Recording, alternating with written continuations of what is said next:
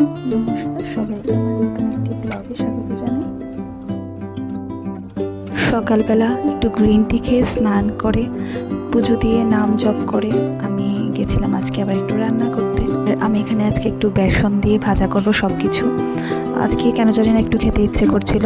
আর normally আমি ভাজা জাতীয় জিনিসটা একদমই পছন্দ করি না খেতে, সেটা বেগুনি হোক পকোড়া টাইপের জিনিস হোক, আমার একদমই ভালো লাগে না আর কি খেতে। ইভেন আমার পুরি লুচি ওই টাইপের জিনিসগুলি খেতেও ভালো লাগে না, মানে বেশি তেলের জিনিসটা আমার খেতে একদমই ভালো লাগে না। তারপর এখানে একটু রান্না করছিলাম ফ্রাইড রাইস। আর আমি প্রথমেই ফ্রাইড রাইসে যা যা প্রয়োজন হয় তার সব কিছু ফোড়ন দিয়ে তারপর চালটাকে একটু ভালো করে ভেজে নিয়েছি। তারপর আমি এতে জল এড করে দিয়েছি, গরম জল।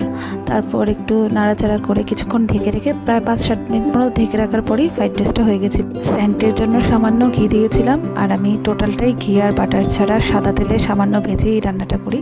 তারপর আমি এখানে রান্না করেছিলাম কাঁঠাল।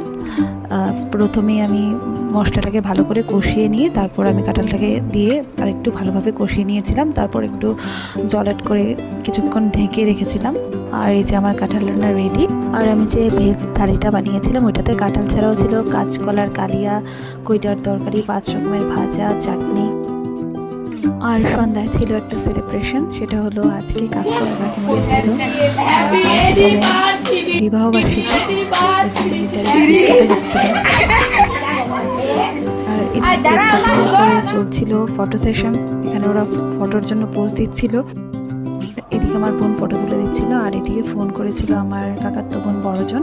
ও অ্যাকচুয়ালি এখন পড়ার জন্য অন্য স্টেটে থাকে, যার জন্য ও আসতে পারেনি, তাই ও ভিডিও কল করে দেখছিল।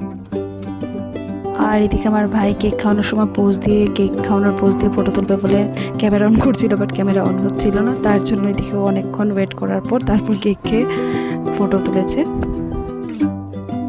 আর যেহেতু আমাদের বাড়িতে মা কাকিমণি দুজনই নিরামিষ খায়, ওরা বাইরের কোনো খাবার তেমন খায় না, তাই বাড়িতে চাট বানানো হয়েছিল।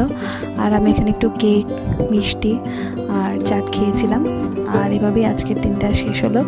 দেখা হচ্ছে পরবর্তী ব্লগে, ততক্ষণের জন্য টাটা।